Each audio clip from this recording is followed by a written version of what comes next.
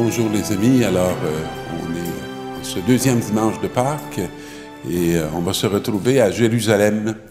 Alors le premier récit qui nous est proposé est tiré des Actes des Apôtres. Et on nous dit que dans le temple, sous la colonnade de Salomon, les croyants se tiennent là d'un seul cœur. C'est déjà un beau cadeau, ça, d'être capable d'avoir un seul cœur et d'être dans l'unité.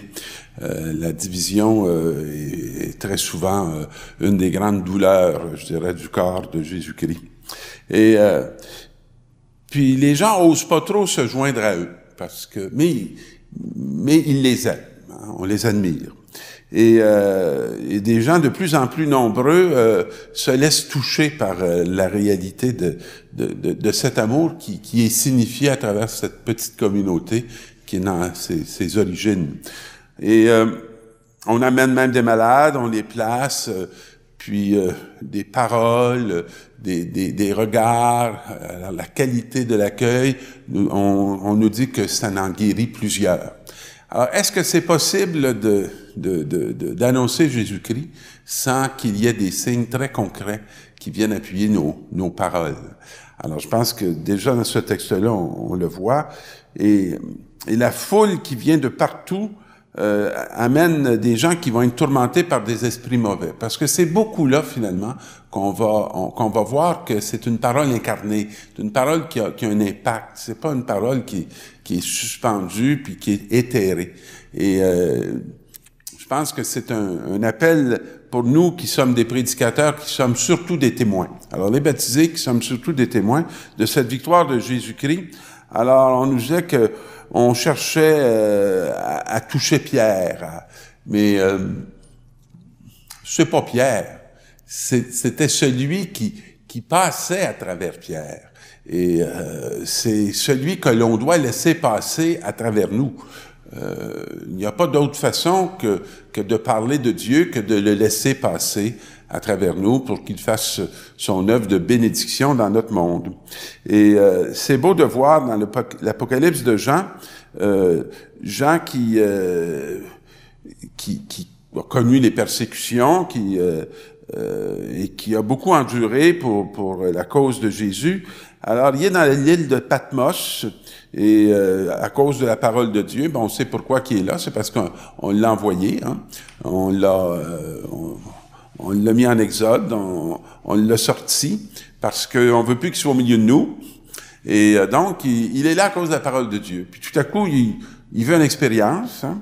Et l'expérience qu'il voit, c'est ce que tu vois, écris-le dans un livre et envoie-le aux 7 églises qui sont en Asie mineure. Alors, on peut comprendre que notre ami Jean, c'est pas parce qu'il se demandait quoi faire de sa vie qu'il s'est mis à écrire. Alors, c'est parce qu'il l'a entendu. Et c'est une invitation. Et cette parole qu'il a entendue, on peut s'en réjouir, nous, parce que si il l'avait pas entendue, on n'aurait peut-être pas le trésor de ses écrits et de ses récits. Et là, il se retourne pour voir c'est qui parle. Alors, et puis, il voit 7 chandeliers d'or, puis au milieu, comme un fils d'homme, vêtu d'une longue tunique, une ceinture d'or, lui tenait la poitrine, lui serrait la poitrine. Alors, il dit, quand je l'ai vu, là, je suis tombé comme reine mort. C'est toute l'expérience de l'appel de Dieu qui nous dépasse, puis qui nous fait entrer dans la crainte d'être appelé à quelque chose qui est plus grand que nous, donc pour lesquels on est beaucoup en limite. Alors, cette voix continue en disant, « Sois sans crainte, je suis le premier et le dernier, je suis le vivant, et j'étais mort, mais voici que je suis vivant pour les siècles des siècles, et écris donc, toi, là, tout ce que tu vas voir et entendre. » C'est dans cette parole-là, moi, ce que j'aime beaucoup, c'est qu'on s'aperçoit que il n'y a pas d'ignorance. C'est comme s'il y a une conscience du présent, mais il y a une vision de l'avenir. Et cette vision-là de l'avenir, elle est là à cause de Jésus-Christ. Alors, je suis le début, je suis la fin. Alors, où va le monde? Où s'en va le monde? Des fois, on entend ça, il s'en va chez le diable. Moi, je pense qu'il s'en va chez Jésus-Christ. Et il s'en va dans la victoire du vivant. Et un très beau texte d'Évangile, hein, qui vient appuyer tout ça.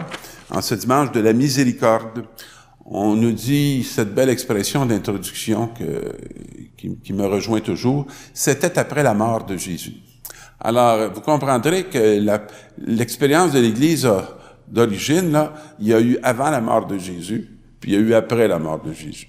Avant la mort de Jésus, ils ont pu avoir toutes sortes d'imagination, puis penser à toutes sortes de choses, comment ça devrait se faire ou se passer, mais ça s'est pas du tout passé comme ça, parce que Jésus est mort. Et ça, il l'avait vraiment pas prévu. Et là, on est dans le premier jour de la semaine. Ça veut dire que c'est assez rapide. Puis, on voit dans quel état ils sont. Ils sont dans la peur. Et ils ont verrouillé les portes. Puis là, tout à coup, Jésus vient au milieu d'eux. Je le répète à chaque année quand je commande ce texte-là. On a beau barrer les portes, ça n'empêche pas Jésus de se tenir au milieu de nous. On a beau être fermé, on a beau être verrouillé, on a beau être dans l'angoisse, il est là, il est présent. Et c'est ce que nous dit un peu l'introduction de cette parole-là. Et la première parole qu'il leur dit, la paix soit avec vous. Je suis sûr qu'il y avait beaucoup besoin de l'entendre.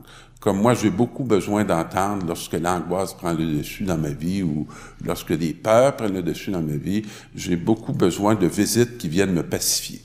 Parce que la peur, c'est pas réel. La peur, c'est pas vrai. La peur, c'est comme une tromperie. C'est comme quelque chose duquel il faut sortir. Et après cette parole-là, il va leur montrer ses mains et ses pieds.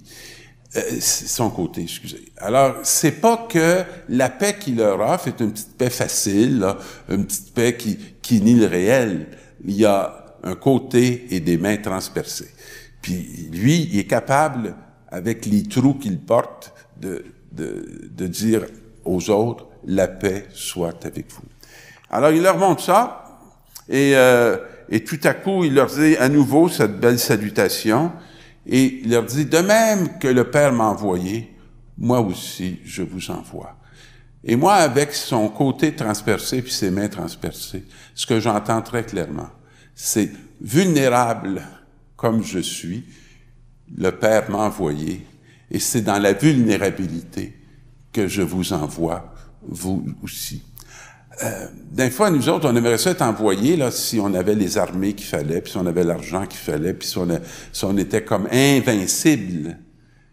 Ben, les invincibles ne sont pas des envoyés de Dieu. Les invincibles, c'est ceux qui sont invincibles dans l'amour. Et pour être invincible dans l'amour, ben, il faut être vulnérable. Sinon, on est dur, on est fermé, on n'est pas ouvert.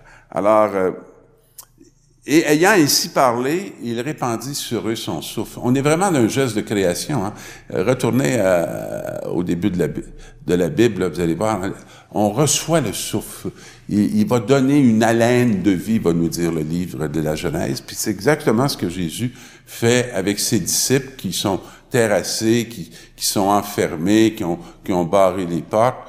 Puis il leur dit pas, ben vous êtes bien trop heureux que je puisse compter sur vous. Non, il fait les gestes, puis il prend soin de ce corps, puis il le remplit du souffle qu'il a libéré lui-même lorsqu'il l'a remis entre les mains du Père sur la croix. Entre tes mains, je remets mon souffle. Alors, il leur donne ce souffle-là pour que la mission puisse se faire. Et tout homme à qui vous remettrez les péchés lui seront remis. Pouvoir extraordinaire qu'on reçoit. Hein? Et tout homme à qui vous les maintiendrez, ils seront maintenus. Alors, si on ne remet pas les péchés de nos frères et sœurs, ben le drame, c'est qu'ils vont être maintenus dans le péché. Alors, on sait que Thomas va arriver, il était pas là, mais que finalement, les apôtres vont lui parler, et il va faire cette prière. Hein, si je mets pas mon doigt, et c'est dans son côté, non, je ne croirai pas. Alors, 8 jours plus tard, il va revenir. Et 8 jours plus tard, ben, on voit que cette présence des chrétiens à l'Eucharistie, c'est une très belle incarnation de la présence de Jésus-Christ dans notre monde, qui, lorsqu'on se rassemble pour le devenir, nous, ce corps-là.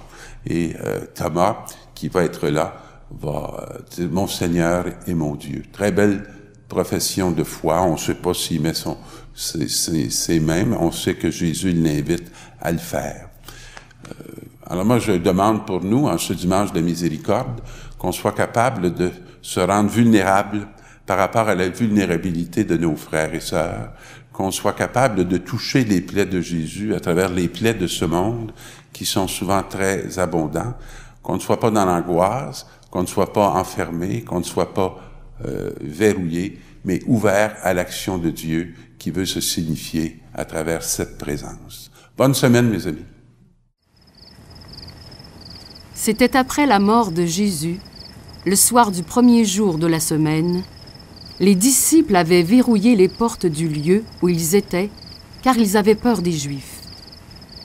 Jésus vint, et il était là, au milieu d'eux.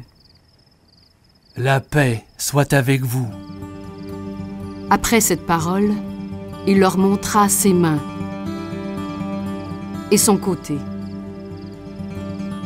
Les disciples furent remplis de joie en voyant le Seigneur. « La paix soit avec vous. De même que le Père m'a envoyé, moi aussi, je vous envoie. » Ayant ainsi parlé, il répandit sur eux son souffle. Recevez l'Esprit Saint. Tout homme à qui vous remettrez ses péchés, ils lui seront remis.